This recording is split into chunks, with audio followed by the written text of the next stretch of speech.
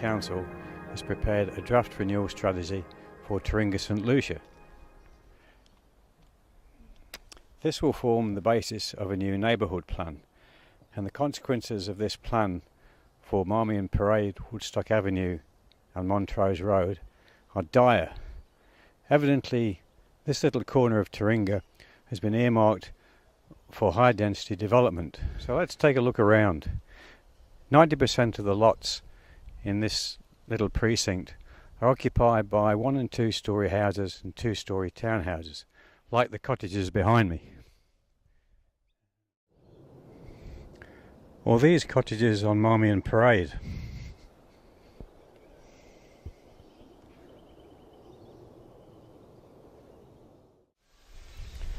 Or these newer townhouses on Woodstock Avenue.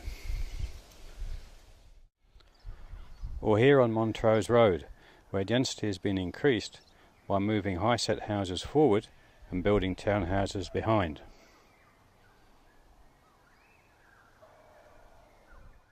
In the Brisbane City Plan 2000, this area is zoned as low-medium residential density. The stated intent for such areas is that development should be of a house-compatible scale, predominantly of no more than 2 storeys, as you see behind me.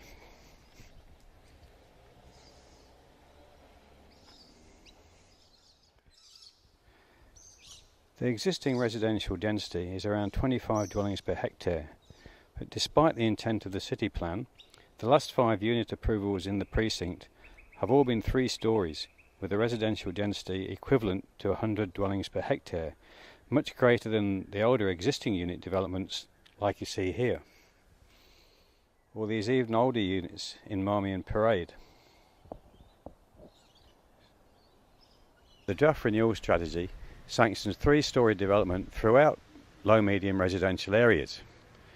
Not only that, but, and I quote, in areas of existing low-medium residential within walking distance of focused precincts, such as Taringa Village, increased building envelopes will be permitted so that developers can cram in even more units. So what are the implications of this for the Marmion Woodstock Montrose precinct? Well, the first thing to note is the precinct is not very accessible. At the east end of Montrose Road, where I'm now standing, there is only a hairpin left turn in from Walker Street and a left turn out into Morak Street.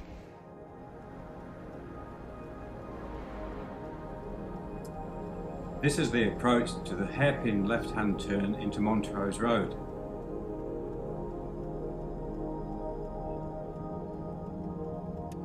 As we come around the corner, note the illegally parked car on the right. Also note the absence of footpaths and the parking on the left.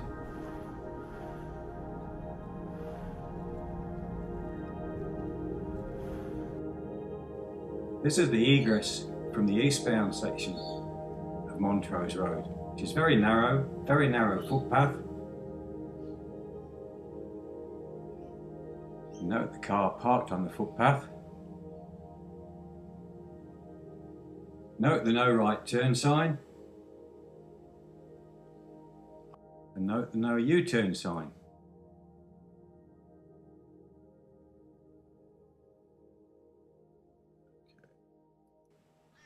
Now we're on Woodstock Avenue. Note how steep the gradient is. And note how this car is lost as it disappears into the dip.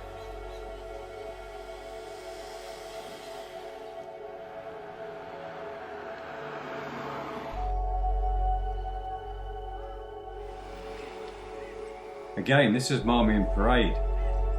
Note how the car disappears over the blind crest. And this heavy vehicle is typical of some of the traffic that finds its way into this precinct now.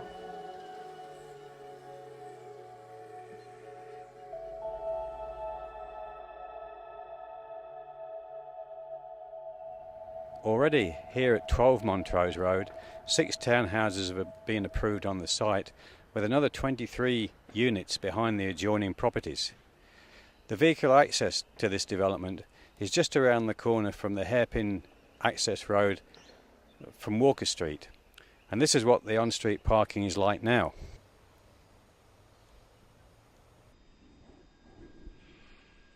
The recently approved three-storey units behind the house you can see behind me give an impression of the degree of overshadowing that three-storey development causes to the existing two-storey houses in the precinct. And here at 58 Marmion Parade, 11 units have been approved, jammed in behind the existing 1880s cottage, which you see behind me. This is one of the original houses built in Taringa. And in order to fit in car parking, the cottage is being raised by almost the equivalent of a storey, and still the on-site parking will not meet council's parking standards. Quite clearly, after the cottage is raised, it will totally tower over the adjoining single-storey houses, especially after the trees have been removed, which they'll have to be to make way for driveways and parking. The vehicle access to these 11 new units is located right at the blind crest, where to the west the road narrows to 6.5 metres at the intersection with Woodstock Avenue. These are just two examples of what is already happening in low-medium density residential areas under the current city plan, where development is supposed to be, and I quote, of a house-compatible scale, predominantly of no more than 2 storeys, and to coexist comfortably with neighbouring houses. Not only that, but the original houses in the precinct are covered by a demolition control order. But demolition is only controlled if it doesn't get in the way of development. Similarly, large areas of the precinct, including that to be developed behind Montrose Road, are designated valued urban vegetation areas. But vegetation seemingly is only valued if it doesn't impede development.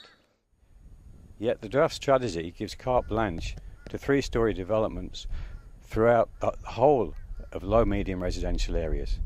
But even worse, and I quote, increase building envelopes within walking distance of focus precincts like Taringa Village. However, topographical conditions may well result in developments ending up as 4 storeys like the apartments behind me. The adverse impacts of this proposed strategy can be prevented. First of all, council must recognise that these streets are designated as a demolition control precinct, and it must enforce demolition controls. Second, council must rezone this precinct back to character 2-storey density residential. This is the only way of saving the Marmion, Woodstock, Montrose precinct from wall-to-wall 3-storey units, or possibly even worse.